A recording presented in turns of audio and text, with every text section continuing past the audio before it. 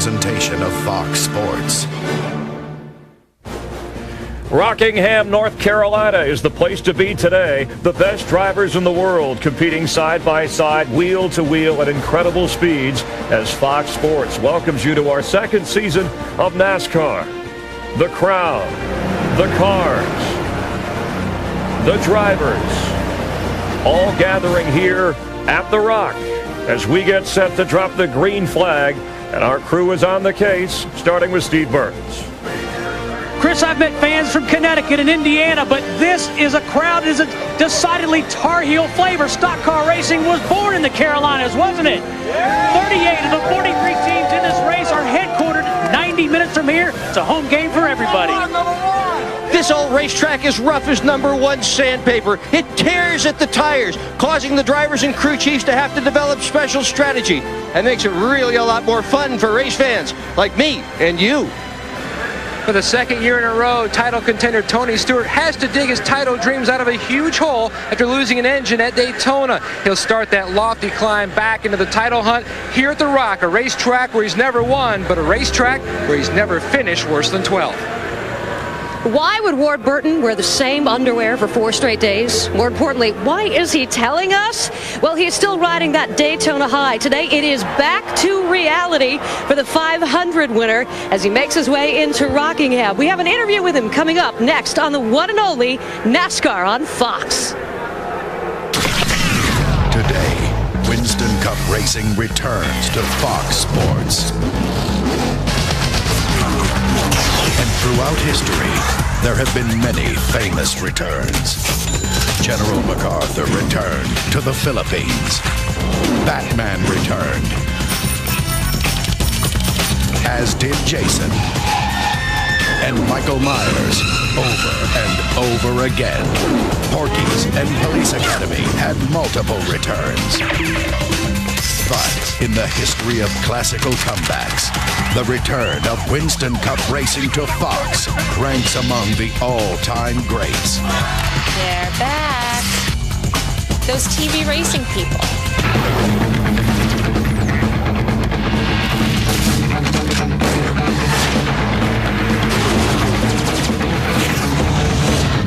Now, NASCAR returns to Fox, faster and more furious than ever before.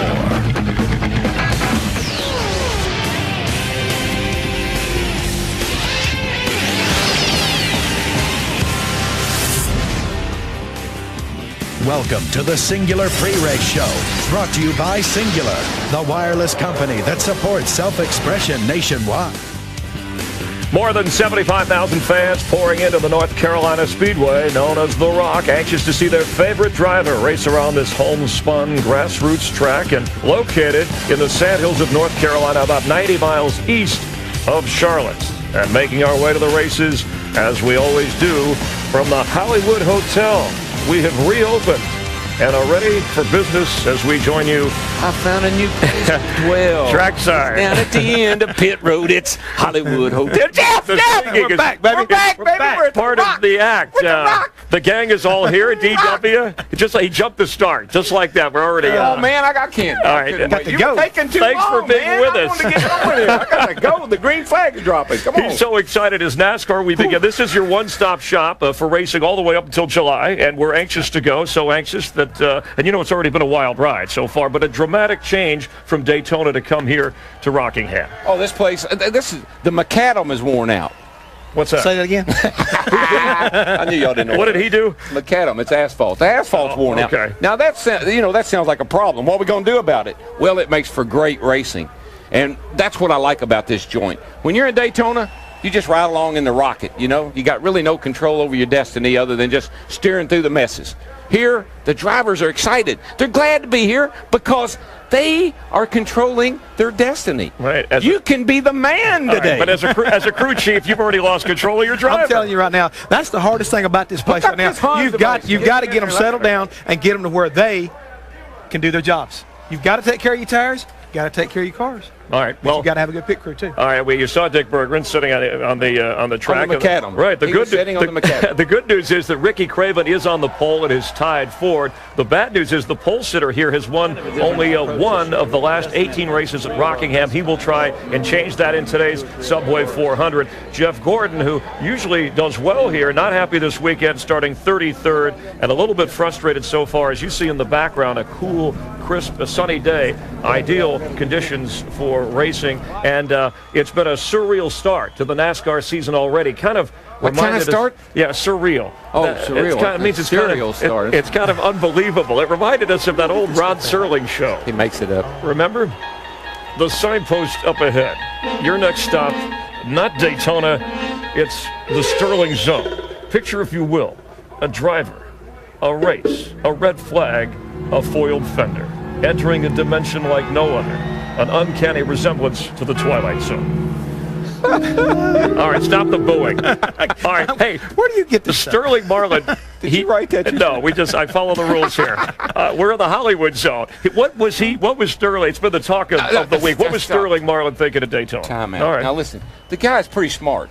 Give me a break here. First of all, he passes on the yellow line, gets his old fender all knocked in, comes around. He knows it's rubbing because they come around to take the caution. The thing's smoking. So they stop the cars on the back straightaway. Now they're talking about, well, what are we going to do about him passing on the yellow line? Wait a minute. He hops out of his car. He goes around and looks, and his fender's rubbing on the tire, so he's got to pull it off.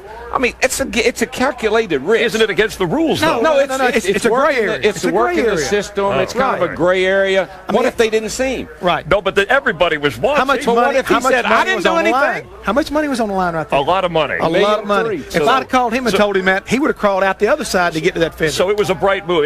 He really maneuvered himself in the point standings. Well, he got caught. But what if he didn't? The other side of the coin is what if he didn't get caught?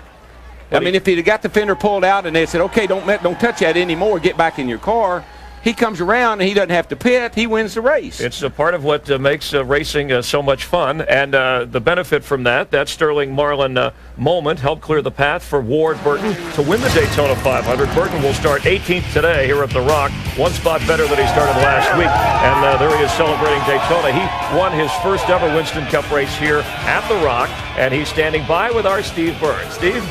Well, Chris, he just came through driver introductions, got a big round of applause from the fans. Now only 28 drivers can call themselves Daytona 500 champions.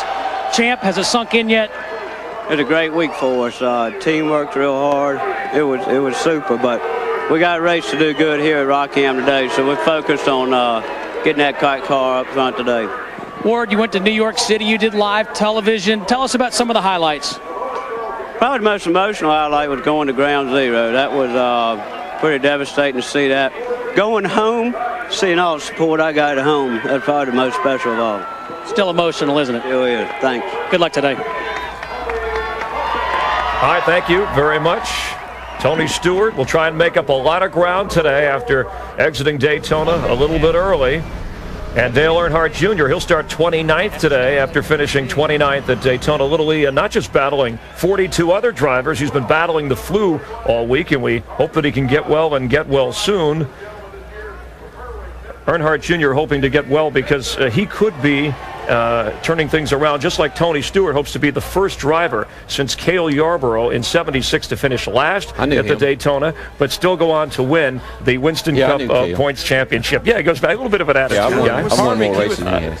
And these are the guys. Look, these were all top 10 guys last year, and look where they're starting out. So Jeff, this is kind of a fresh start, a whole new season today. It really is for these teams right now. They've got to understand this is just the beginning of what the big picture is. We're always talking about points, and it's never too soon to talk about points, especially when you're behind. Yeah, well, I agree with that. And we're a little behind on time, so let me move along, Darrell. With Daytona slow down and go fast behind us, kind of a funky, exciting season ahead of us. Let's get ready for The Rock. The Rock, yeah!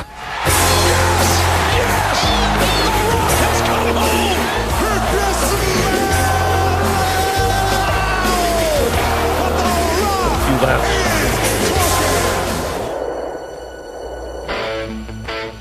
All right, not exactly the rock we had in mind. This is the rock that we met, and of course the winner of this race, his name and script. If you look close, you can see Darrell Waltrip, but we tried to chisel it off. I put that on there myself. No, he actually won here. No, and the wrestling for the points race really begins. And here, Ward Burton wins Daytona. He only led for 5 laps. You won here in 81 after leading just 13 laps. How do you do something like that? Well, I can't hear it. I kept complaining all day long about my car, and I said, hey, man, what? Got down to the end, who's leading the race? Who's leading the race? I need to know who's leading the race. Let me tell you something right now, folks. He was on the radio. He's doing he's going on and on and on and on. Like in the show. And finally, Junior and I got him to calm down. I said, look, Darrell, be quiet. You're leading the race all of a sudden. Never heard a word out of him until he took the checkered flag. He was quiet after that. Junior Johnson, of course, referring to. All right, we need you to take us through this track today. Yeah, what the people will see in today's race. Let me explain this track to you. Right. See, you're going down into turn 1 right here. Now, you got to get out of the throttle early. You get out way early here because if you drive in hard, you're going to slide up the track just like Junior did. Now, where you got to be careful is off of turn 2 right here. Back in the gas early in the middle of the corner. You come out there with a lot of speed. You're liable to hit that wall coming off the 2. You're coming down the back here, doing about 170. You start turkey walking up off of turn 4 here. Turkey walking? Yeah, turkey walking. I'll have to explain that later. Then if you don't turkey walk and you get the wall back there, you start pogoing like this car is. Pogoing? That's pogoing. Well, these are all terms that we use every day down in the garage area. Now, I wanted to share it with my friends at home today. All right, you'll give me the glossary later.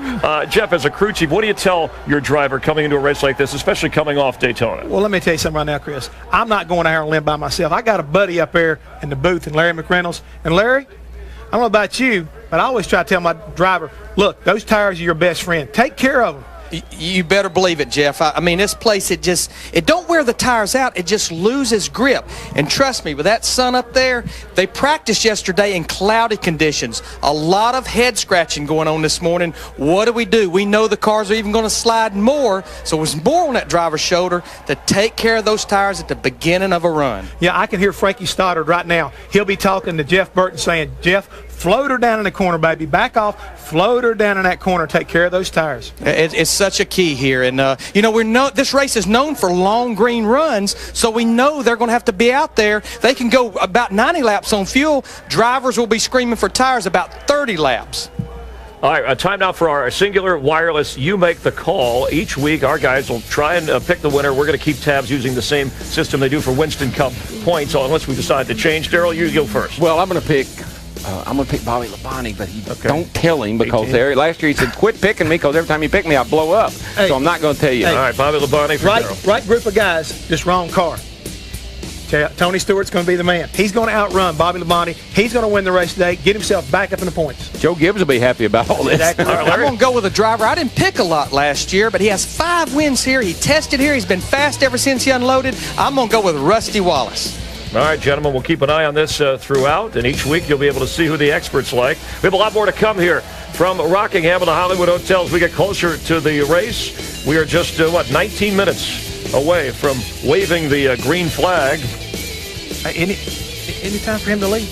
Yes. Darrell's got to hustle. Good luck on your ride up to the booth, all right? Hopefully you'll make it safely. All right, thanks, Darrell. I'm out of here. I'm going to go check out my new ride, and I'll see you later. Okay.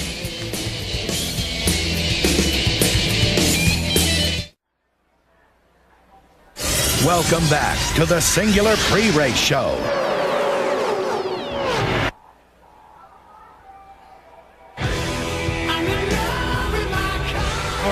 All right, look at this hot rod, baby. Okay, I got me a new ride, baby. Got me a new ride. I'm ready to go racing again, on the road again. Back in, Whoa, get out of there. This is your ride, DW. Come on. Oh, man, darn Hammond.